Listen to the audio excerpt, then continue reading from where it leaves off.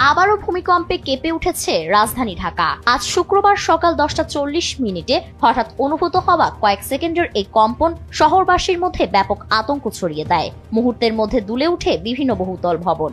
কম্পন টের পেয়েই অনেকে তাড়াহুড়ো করে ভবন ছেড়ে রাস্তায় নেমে আসেন। প্রাথমিক তথ্য অনুযায়ী ভূমিকম্পটির মাত্রা ছিল রিক্টার স্কেলে 5.2। এর উৎপত্তি স্থল বাংলাদেশের নরসিংদী জেলার ঘোড়াশাল উপজেলায়। রাজধানীর কাছাকাছি হওয়ায় ঢাকায় কম্পন স্পষ্টভাবে অনুভূত হয়। শুধু ঢাকা নয়, গাজীপুর, টঙ্গী, নারায়ণগঞ্জ, মানিকগঞ্জ সহ আশেপাশের বিভিন্ন এলাকাতেও ভূমিকম্প অনুভূত হয়েছে। কম্পন থামার পরপরই রাজধানীর বিভিন্ন এলাকায় মানুষকে ভবনের সামনে খোলা জায়গায় জড়ো হয়ে থাকতে দেখা যায়। সামাজিক যোগাযোগ মাধ্যমেও চোখে পড়ে উদ্বেগ, উৎকণ্ঠার প্রকাশ। অনেকেই জানান, ঘরের দরজা, ফ্যান ও আলমারি কয়েক সেকেন্ড ধরে কেঁপে ওঠে।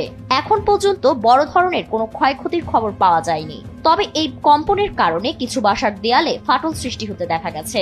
মার্কিন যুক্তরাষ্ট্রের ভূতাত্ত্বিক জরিপ সংস্থা জানিয়েছে, ভূমিকম্পের কেন্দ্রস্থল ছিল বাংলাদেশের নরসিংদী থেকে 14 কিলোমিটার দূরে। এছাড়া ভারতের কলকাতা ও সংলগ্ন এলাকায় তীব্র ভূমিকম্প অনুভূত হয়েছে।